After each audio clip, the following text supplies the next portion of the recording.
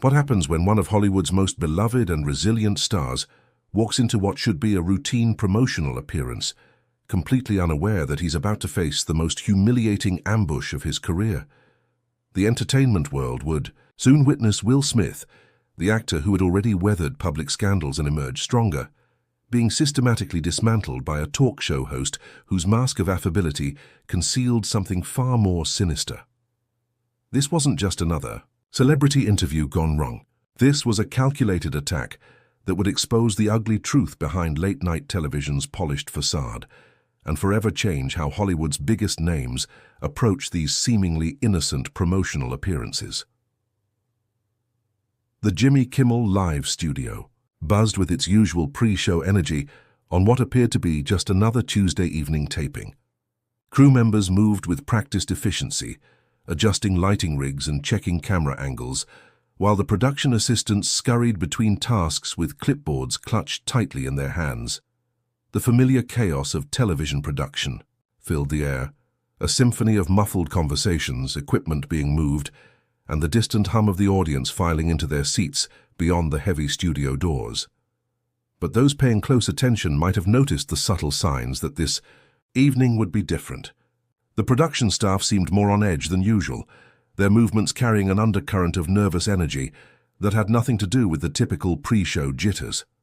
Whispered conversations died abruptly when certain people approached, and several crew members kept glancing toward the host's dressing room with expressions that mixed concern with resignation. Jimmy Kimmel himself had been in what his longtime staff diplomatically referred to as one of his moods all day. The charming, self-deprecating persona that millions of viewers knew and loved was nowhere to be found backstage. Instead, there was a man whose jaw was set in a hard line, whose eyes carried a coldness that made even veteran staffers avoid prolonged eye contact. He'd already snapped at 3 different people about minor issues that wouldn't normally warrant a second thought, and the makeup artist had quietly mentioned to a colleague that she'd never seen him like this. Meanwhile, completely oblivious to the storm brewing inside the studio, Will Smith's black SUV pulled up to the visitor entrance. Through the tinted windows, he could be seen checking his phone one last time before stepping out into the Los Angeles evening. His security detail moved with practiced precision, but there was no sense of urgency. This was supposed to be a friendly appearance, after all. Will emerged from the vehicle with that characteristic easy smile, the one that had charmed audiences for decades, taking a moment to wave at the small crowd of fans who had gathered behind the barriers. As he walked toward the studio entrance, signing a few autographs and posing for selfies with his usual gracious demeanor, Will Smith had no idea that he was walking into a trap that had been carefully set for him. The studio audience erupted in warm applause as Will Smith bounded onto the stage with his trademark energy, flashing that million-dollar smile that had made him one of Hollywood's most bankable stars.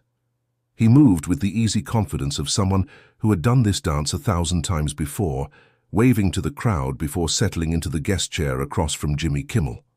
The host's own smile seemed genuine enough as they exchanged the customary handshake, and for a moment the atmosphere felt exactly like what audiences expected from late-night television. "Will Smith, everybody," Kimmel announced to another round of applause. "Thanks for being here, man. You look great." "Always good to be here, Jimmy," Will replied, adjusting his jacket and settling back into the chair. "Thanks for having me on." The first few minutes proceeded exactly according to the script. Kimmel asked about Will's latest project, an action thriller that had all the elements audiences expected from a Will Smith vehicle. Will delivered his talking points with practiced ease, throwing in just enough spontaneous humor to keep the conversation feeling natural rather than rehearsed. The audience laughed at all the right moments, and everything seemed perfectly normal. But those who knew Kimmel well might have noticed the subtle shift in his demeanor as the interview progressed.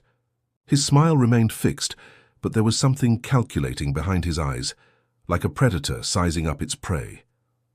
The transition was so gradual that even Will didn't initially recognize the change in tone. "So, Will," Kimmel said, his voice carrying just a hint of something that hadn't been there moments before.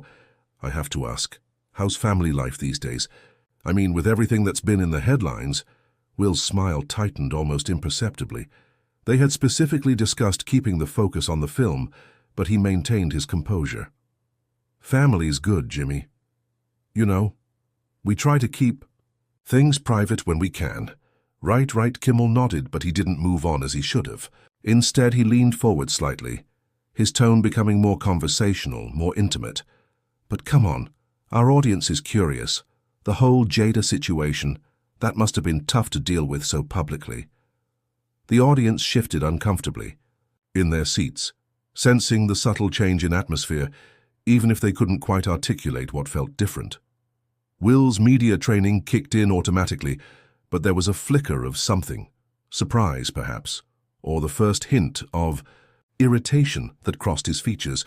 "Well, Jimmy, I think we both know that's not really what I'm here to talk about tonight," Will said carefully, his voice still pleasant, but carrying an undertone that suggested boundaries were being tested.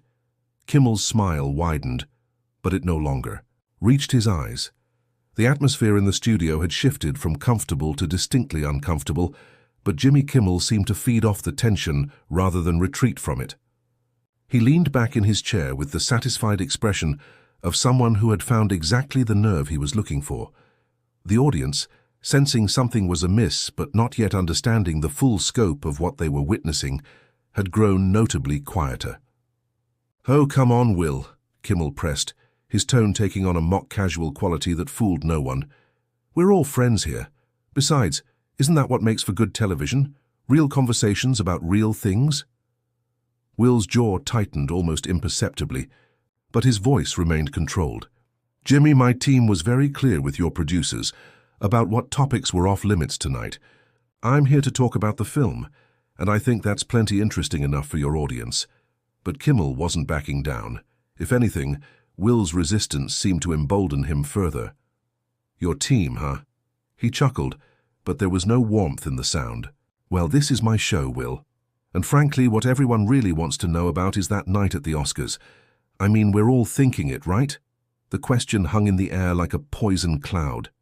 Several audience members could be heard drawing sharp breaths, and the cameras caught more than a few faces in the crowd reflecting genuine shock at the host's audacity.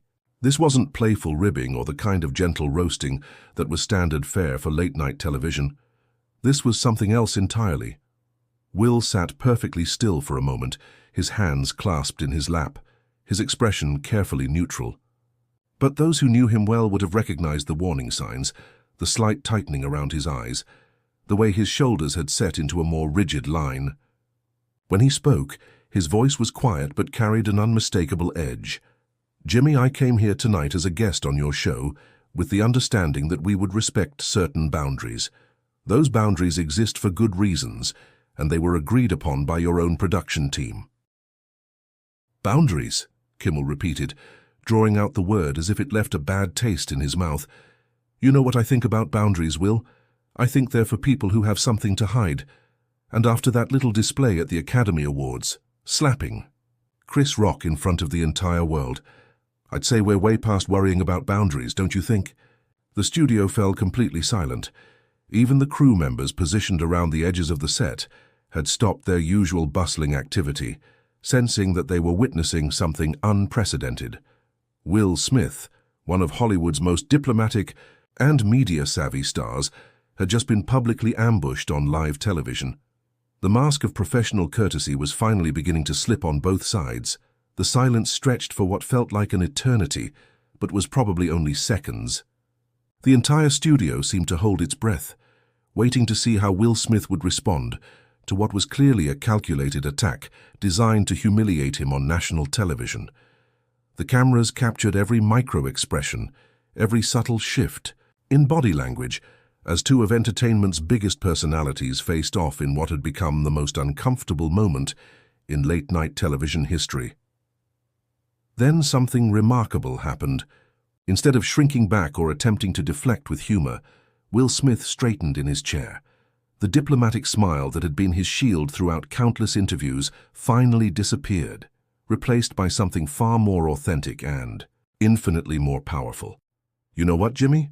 Will's voice was calm, but it carried a weight that made everyone in the studio pay attention. "I think we both know exactly what's happening here. This isn't about good television or real conversations. This is about you trying to create a viral moment at my expense, regardless of the agreements we made or basic human decency." Kimmel's smug expression faltered slightly. He clearly hadn't expected this level of directness from his guest, especially not on live television. "Well, I think you're being a little—" "No," Will interrupted, his voice still controlled but now carrying an unmistakable authority. "I'm being honest, which is apparently more than I can say for you right now." He turned, slightly to address the audience directly, his media training evident in how naturally he commanded the room. "Ladies and gentlemen, what you're witnessing is what happens when someone decides that humiliating their guest is more important than honoring their word." The audience was transfixed. Many had their phones out, already recording what they sensed was television history in the making. The raw authenticity of the moment was unlike anything they'd ever seen on a polished late-night show. Kimmel's face was beginning to flush, his carefully constructed television persona cracking under the pressure of being called out so publicly. "Now wait just a minute." "No, you wait," Will said, his voice rising slightly but never losing its control. "I've spent decades in this business, treating people with respect, honoring agreements, and conducting myself professionally. I came here tonight in good faith, and you violated that trust deliberately and systematically." The power dynamic in the room had completely shifted.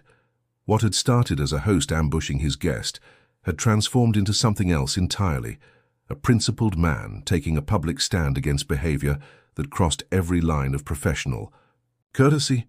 Kimmel's hands were visibly trembling now, his knuckles white as he gripped his desk, realizing that his carefully planned attack had backfired spectacularly. What happened next would be replayed countless times across social media and analyzed by entertainment journalists for months to come. Jimmy Kimmel, faced with the complete dissolution of his carefully orchestrated ambush, did something that no one in the studio, not his seasoned production crew, not the stunned audience, and certainly not Will Smith, could have anticipated. He completely lost his composure on live television. "Cut to commercial!" Kimmel suddenly barked at his production team, his voice cracking with barely contained rage. But the show's director, caught completely off guard by the unprecedented command, in the middle of what was supposed to be a normal interview segment, hesitated for just a moment too long. The cameras kept rolling, capturing every second of what was about to unfold. Kimmel's face had gone from flushed to a deep red, and when he turned back to Will, the mask of the affable late-night host had been completely ripped away, revealing something ugly underneath. "You think you can come on my show and lecture me?" he hissed, leaning forward in his chair with an intensity that made several audience members visibly recoil. "Do you have any idea who you're talking to?" Will remained perfectly still, his posture relaxed but alert, like someone who had been in enough high-pressure situations to recognize when things were spiraling out of control. "I know exactly who I'm talking to, Jimmy," he replied, his voice steady and calm in stark contrast to Kimmel's escalating hysteria.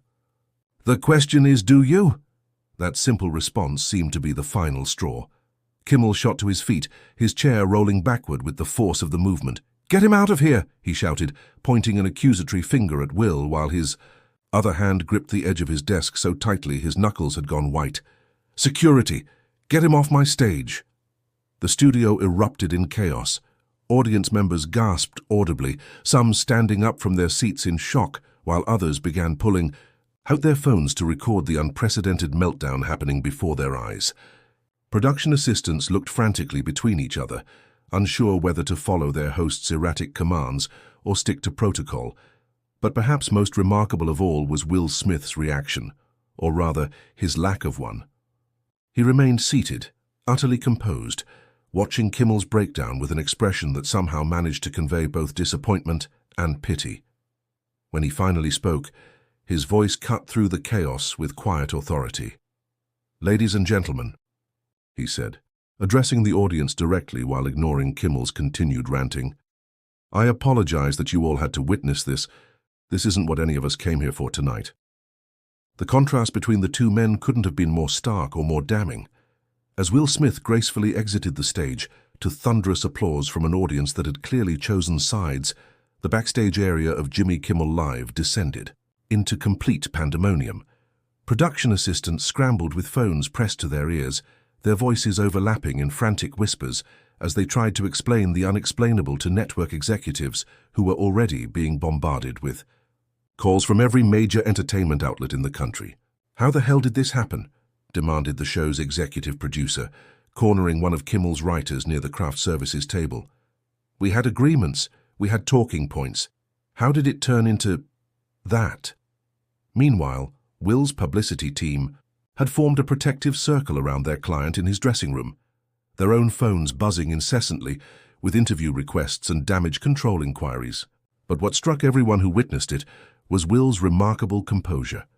He sat calmly in the makeup chair, having his television makeup removed, discussing the evening's events with the measured tone of someone analyzing a particularly interesting business meeting.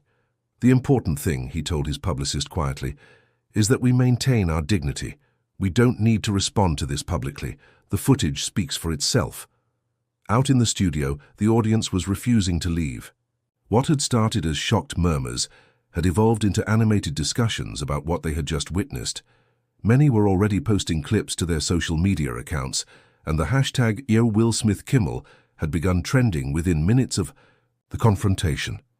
"I've been coming to tapings for years," one longtime audience member told a local news reporter who had somehow already arrived on scene. "I've never seen anything like that. Jimmy just lost it, completely lost it. And Will Smith, man, he handled it like a class act, made Kimmel look like a complete amateur." Inside the network's crisis management center, executives were discovering that their usual damage control playbook was utterly useless. The incident had been broadcast live, recorded by dozens of audience members, and was already spreading across every social media platform faster than they could monitor. Traditional spin tactics meant nothing when raw, unedited footage was available for everyone to see. "We can't edit this," one network vice president said grimly, staring at the monitors showing the trending topics exploding across Twitter, TikTok, and Instagram. "We can't spin it. We can't make it go away. Everyone saw exactly what happened." In Seymour, his dressing room, Jimmy Kimmel sat alone, finally comprehending the magnitude of what he had done. His assistant had quietly informed him that 3 major guests scheduled for the following week had already cancelled their appearances, and the network's publicity department was fielding calls from journalists who were already writing stories about the toxic behavior behind the scenes of late-night television. The digital age had made damage control impossible, and everyone involved knew it. By the following morning, the Will Smith-Jimmy Kimmel confrontation had evolved from entertainment news into something far more significant, an industry-wide reckoning that sent shockwaves through the power structures of Hollywood and television.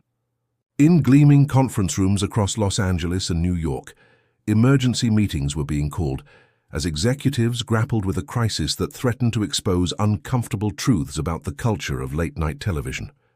"This isn't just about one bad interview," a senior ABC executive explained grimly to the emergency board meeting convened at dawn.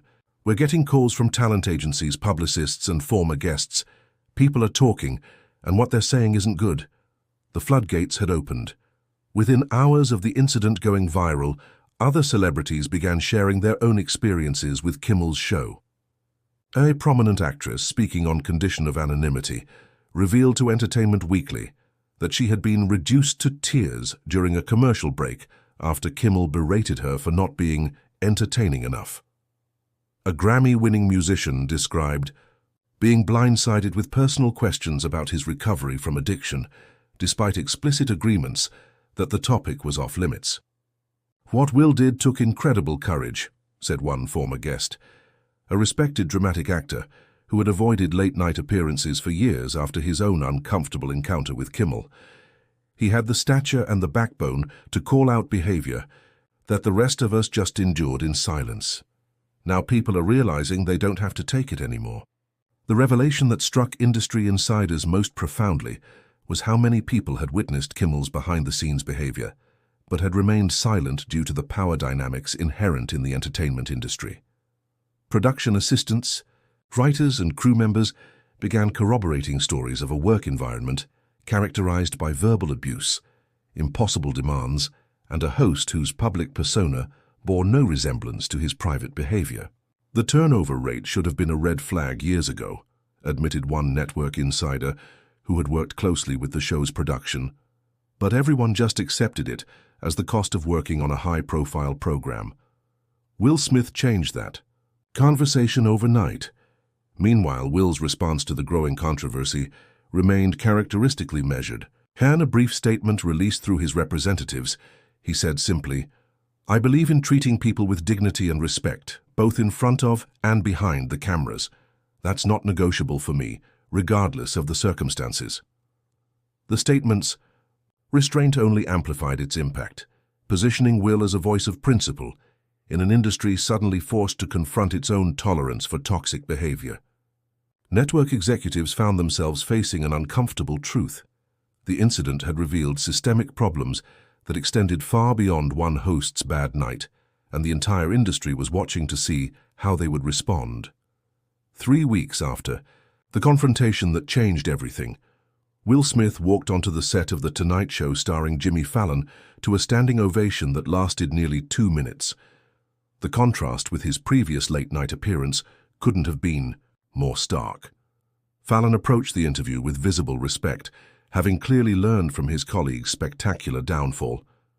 Before the cameras rolled, he had personally assured Will that all agreed-upon boundaries would be honored, and the conversation that followed was everything a promotional interview should be: substantive, entertaining, and respectful. "It's amazing how different this feels," Will remarked during a commercial break, and Fallon nodded knowingly. The entire late-night landscape had shifted in the wake of what industry insiders were now calling the Kimmel incident. Networks had quietly implemented new protocols for guest interviews, requiring written agreements about topics and giving talent representatives unprecedented oversight of interview content. The changes extended far beyond policy adjustments. A new generation of talk show hosts was emerging, ones who understood that authentic conversation didn't require ambush tactics or manufactured controversy. Several established hosts had publicly committed to what they called respectful interviewing, acknowledging that the old model of gotcha journalism disguised as entertainment was no longer acceptable. Jimmy Kimmel himself had become a cautionary tale. After a brief and widely criticized attempt to return to his show with a hollow apology, the network had quietly placed him on indefinite leave. Behind closed doors, executives were already discussing permanent replacement options, though they maintained public silence about his future. The toxic workplace culture that had been exposed in the aftermath of his meltdown had triggered multiple HR investigations and several confidential settlements with former staff members. What Will did wasn't just about standing up for himself, explained a prominent talent agent who had worked with both men. He stood up for basic human dignity in an industry that had forgotten that celebrities are people too. That moment on stage changed everything. The transformation was perhaps most visible in how other celebrities now approached potentially difficult interviews, where once they might have endured inappropriate questions out of professional obligation, they now felt empowered to set boundaries and expect them to be respected. Will Smith had given them all permission to demand better treatment. For Will himself, the vindication was complete but characteristically understated. "I've always believed that how you treat people when you have power over them reveals who you really are," he said in a recent interview. "That night, everyone got to see the truth, and I'm glad I stood up for what I knew was right." The entertainment industry had been fundamentally changed by one man's refusal to be bullied, proving that sometimes the most powerful revolution begins with simply saying no to unacceptable behavior.